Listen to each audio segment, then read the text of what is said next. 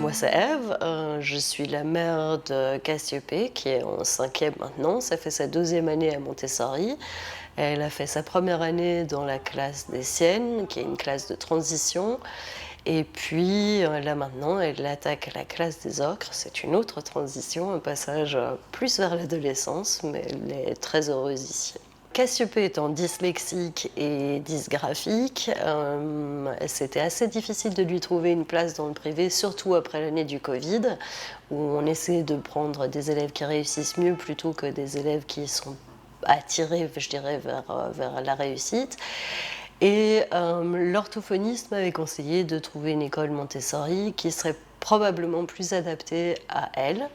Et en effet, j'ai découvert le système Montessori. Je trouve que les enfants peuvent évoluer à leur rythme.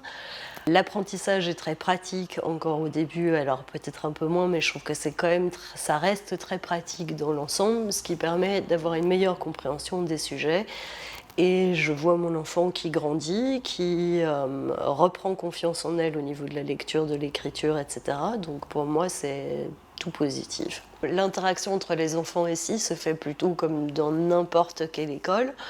Ce sont des enfants, ils peuvent être turbulents, ils peuvent être plus disciplinés, moins disciplinés, etc. Ce sont des enfants normaux.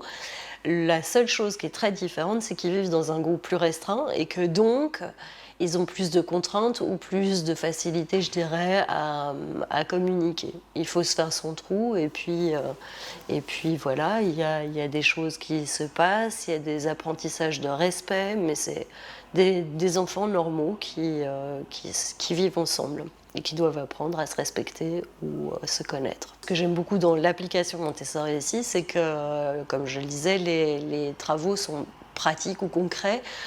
Des exemples simples, c'est les maths, conversion en kilos, etc. pour faire de la cuisine. C'est déjà un cas concret, on comprend pourquoi on a besoin des maths. Ou la conversion de monnaie dans un problème. Je trouve que c'est très pratique puisque ces enfants seront appelés à voyager plus tard et que ça leur donne une idée, une notion, etc. Et je trouve ça génial pour peu importe l'enfant que c'est.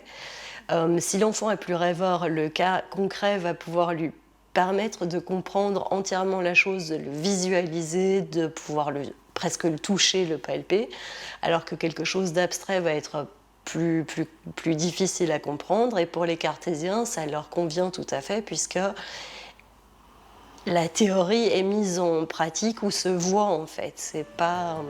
C'est quelque chose qu'on apprend très facilement.